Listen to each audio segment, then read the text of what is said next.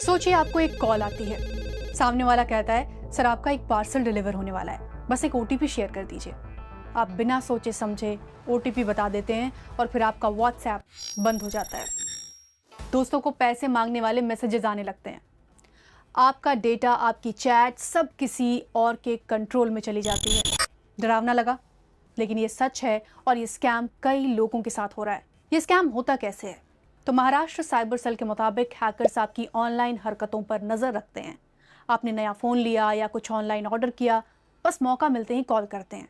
वो किसी बहाने से आपका ओटीपी या वेरिफिकेशन कोड मांगने की कोशिश करते हैं और जैसे ही आपने बता दिया, आपका व्हाट्सएप उनके कंट्रोल में चला जाता है। इसके बाद हैकर्स आपके दोस्तों को मैसेज भेजेंगे, पैसे भेज दो, ज़रूरी काम है।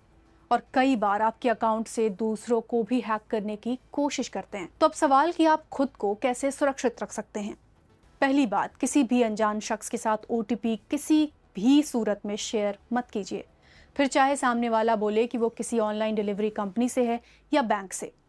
दूसरा, सोशल मीडिया यूज़ करने और बैंकिंग से जुड़े काम के लिए अलग अलग मोबाइल नंबर रख सकते हैं। तीसरा, व्हाट्सएप में 2 स्टेप वेरिफिकेशन ज़रूर ऑन करें। ये बहुत आसान है। व्हाट्सएप खोलिए, सेटिंग्स में जाइए, अकाउंट जाइए, 2 स्टेप वेरिफिकेशन को इनेबल कर दीजिए। एक 6 अंकों का पिन डालिए और अपनी ईमेल ऐड कर दीजिए। बस अब कोई भी ओटीपी पाने के बाद भी आपके व्हाट्सएप में लॉगिन नहीं कर सकेगा। और हाँ, अपने फ़ोन की कॉल सेटिंग चेक करें। कॉल फॉरवर्डिंग या डाइवर्ट बंद रखिए। कई हैकर्स आपको एक नंबर डायल करो कहते हैं और वही गड़बड़ शुरू हो जाती है।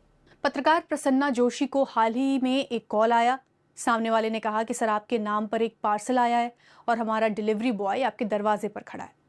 अगर आप घर पर नहीं हैं तो हम एक मैसेज भेज देते हैं, कृपया उस नंबर पर कॉल करके ओटीपी बता दीजिए। प्रसन्ना को तुरंत शक हुआ कि ये कोई स्कैम कॉल है, लेकिन उन्होंने समझने के लिए बातचीत जारी रखी। कुछ देर बाद उनके फ़ोन पर एक मैसेज आया जिसमें एक नंबर था जो 401 से शुरू होता था।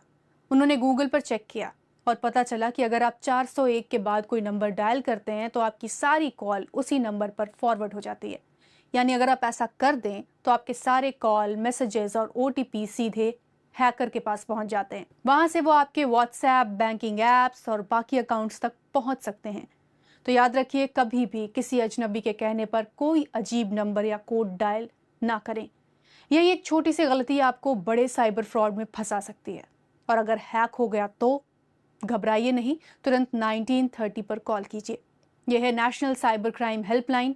वहां बताइए कब, कैसे और कितनी रकम का नुकसान हुआ। कई बार साइबर सेल हैकर्स का बैंक अकाउंट फ्रीज कर देती है। और शिकायत ज़रूर कीजिए।